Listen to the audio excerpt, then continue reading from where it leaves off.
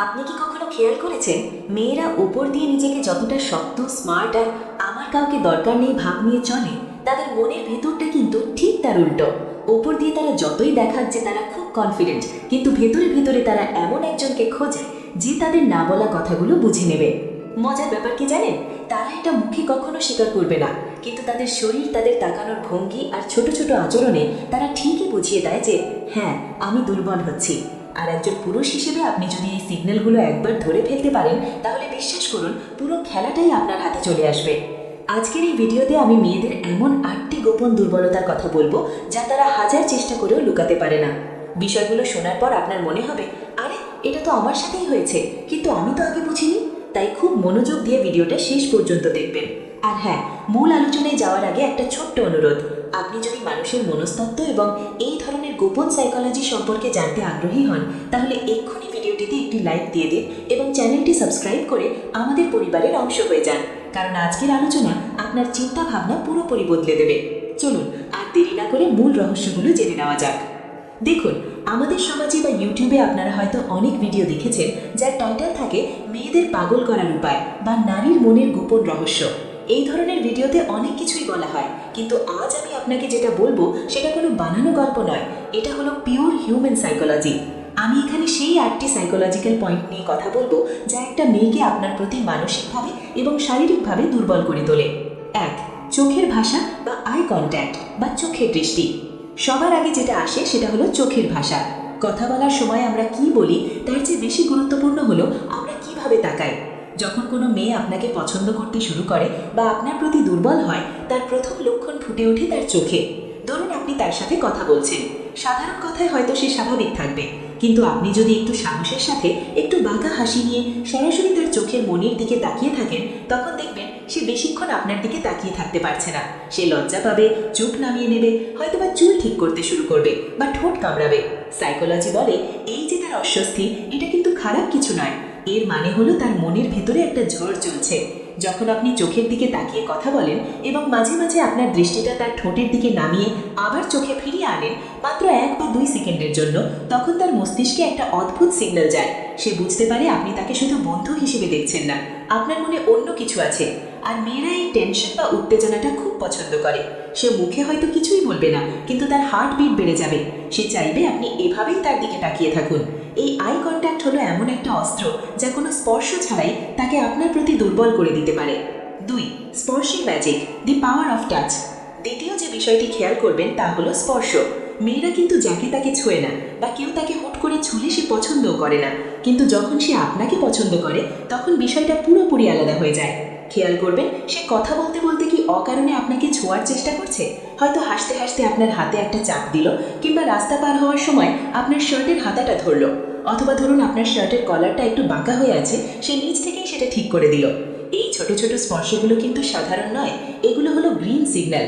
Psychology বলে যখন কোনো মেয়ে কোনো ছেলের পার্সোনাল স্পেস বা ব্যক্তিগত সীমানার ভেতর ঢুকে পড়ে এবং তাকে স্পর্শ করতে দ্বিধা করে না, তার মানে সে মনে মনে আপনাকে পারমিশন দিয়েই রেখেছে। সে চাইছে আপনিও তাকে স্পর্শ করুন। তবে এখানে একটা কৌশল আছে। আপনি যখন তাকে স্পর্শ করবেন, সেটা হতে হবে খুব আলতো এবং আকস্মিক।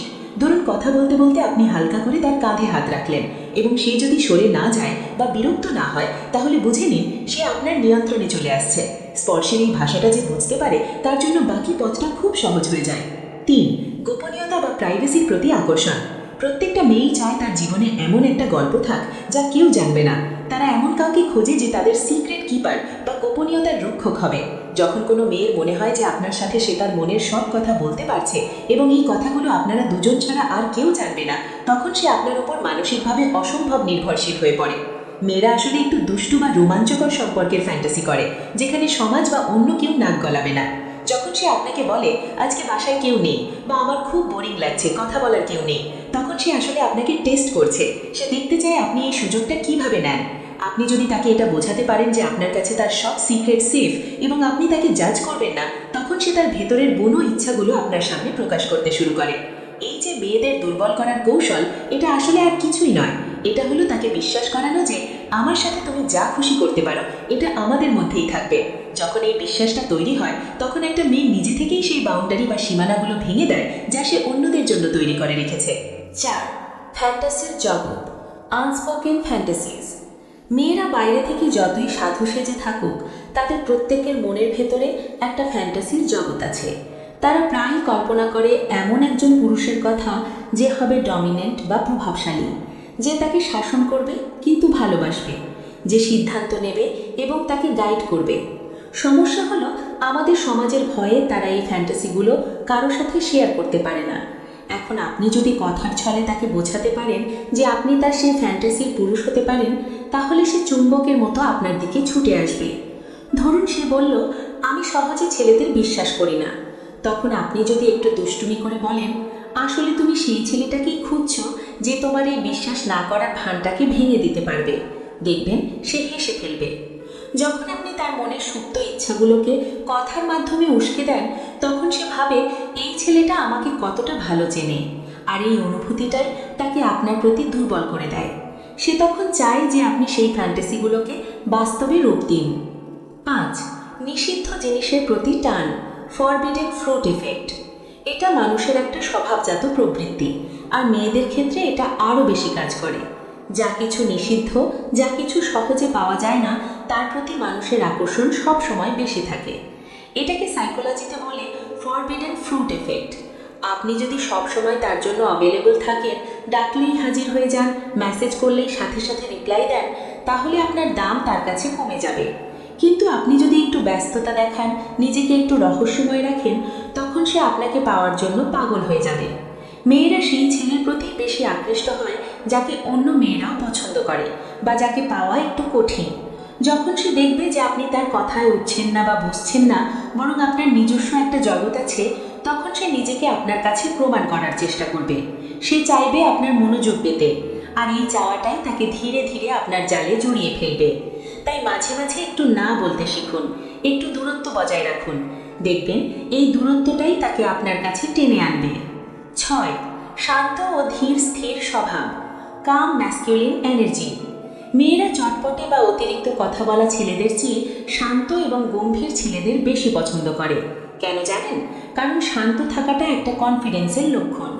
যখন আপনি কোনো পরিস্থিতিতে উত্তেজিত না হয়ে শান্ত থাকেন, তখন মেয়েটি আপনার মধ্যে একটা নিরাপত্তা খুঁজে পায়। ধরুন আপনারা কোথাও বসে আছেন, হঠাৎ কোনো একটা সমস্যা হলো।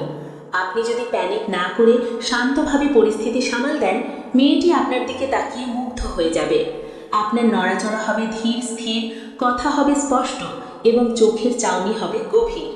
এই যে পুরুষালী ভাব, এটা মেয়েদের ভীষণভাবে টানে। যখন আপনি তার সামনে বসে থাকবেন, তখন অহেতুক হাত পা নাড়বেন না বা নার্ভাস হবেন না।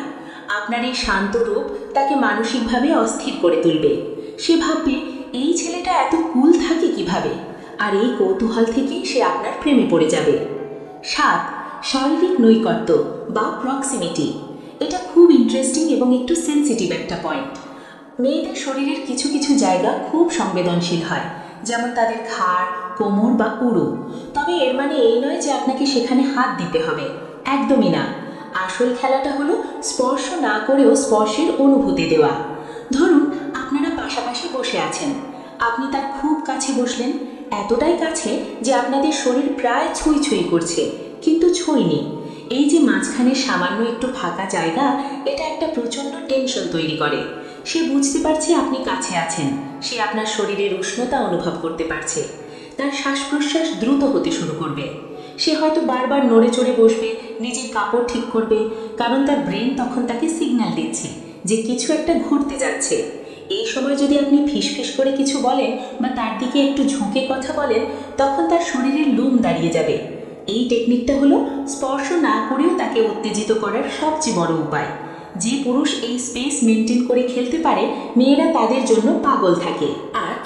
ইমোশনাল ভ্যালিডেশন বা গুরুত্ব দেওয়া। শেষ এবং সবচেয়ে গুরুত্বপূর্ণ পয়েন্ট হলো ইমোশনাল সাপোর্ট। দিন শেষে প্রত্যেকটা মেয়ে চায় কেউ তাকে বুঝুক, কেউ তাকে স্পেশাল ফিল করাক। আপনি যদি তাকে অনুভব করাতে পারেন যে তার কথাগুলো আপনার কাছে গুরুত্বপূর্ণ, তাহলে সে আপনার কাছে নিজেকে উজাড় করে দেবে। যখন সে কোনো কথা বলে, তখন মনোযোগ দিয়ে শুনুন। তার সৌন্দর্যের প্রশংসার চেয়ে তার বুদ্ধিমত্তা বা তার ব্যক্তিত্বের প্রশংসা করুন। বলুন, তোমার চিন্তাভাবনাগুলো অন্যদের চেয়ে আলাদা, বা তোমার চোখের দিকে তাকালে মনে হয় অনেক না বলা কথা লুকিয়ে আছে। এই ধরনের কথাগুলো তাদের ইগোকে স্যাটিসফাই করে।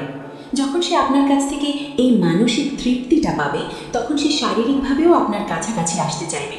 কারণ মেয়েরা ইমোশনের সাথে ফিজিক্যাল রিলেশনকে আলাদা করতে পারে না। আপনি তার মন জয় করতে পারলে শরীর এমনিতেই আপনার কাছে চলে আসবে। তো বন্ধুরা, মূল কথা হলো, মেয়েরা আসলে রহস্যময় কিছু নয়। তারা শুধু চায় কেউ তাদের এই না বলা ভাষাগুলো বুঝুক। তারা চায় এমন একজন পুরুষ যে তাদের চোখের দিকে তাকিয়ে মনের কথা বলে দিতে পারবে, যে স্পর্শ না করেও শিহরণ জাগাতে পারবে এবং যার কাছে তারা নিরাপদ অনুভব করবে। আপনি যদি এই 8টি বিষয় নিজের মধ্যে ধারণ করতে পারেন, তাহলে দেখবেন যে মেয়েটি এতদিন আপনাকে পাত্তা দিত না, সেই এখন আপনার মনোযোগ পাওয়ার জন্য ছটফট করছে। তবে মনে রাখবেন, এই নলেজ বা জ্ঞানগুলো কিন্তু শুধুমাত্র ভালো সম্পর্কের জন্য ব্যবহার করা উচিত। কারো অনুভূতির সাথে খেলা করা ঠিক নয়। সম্পর্ক গড়ুন বিশ্বাসের ওপর, দেখবেন সেটা অনেক বেশি সুন্দর হবে। আজকের ভিডিওটি যদি আপনার একটুও কাজে লেগে থাকে বা ভালো লেগে থাকে, তাহলে অবশ্যই লাইক করবেন আর আপনার সেই বন্ধুদের সাথে শেয়ার করুন যারা মেয়েদের মন বুঝতে গিয়ে হিমশিম খাচ্ছে। আর হ্যাঁ, যাওয়ার আগে একটা কথা, এই ধরনের আরও সাইকোলজিক্যাল এবং লাইফ চেঞ্জিং ভিডিও পেতে আমাদের চ্যানেল সাবস্ক্রাইব করতে একদম ভুলবেন না। বেল আইকনটি প্রেস করে দিন যাতে আমাদের পরবর্তী ভিডিওর নোটিফিকেশন সবার আগে আপনার কাছে পৌঁছে যায়। দেখা হবে পরের ভিডিওতে। ততক্ষণ পর্যন্ত ভালো থাকুন, স্মার্ট থাকুন। ধন্যবাদ।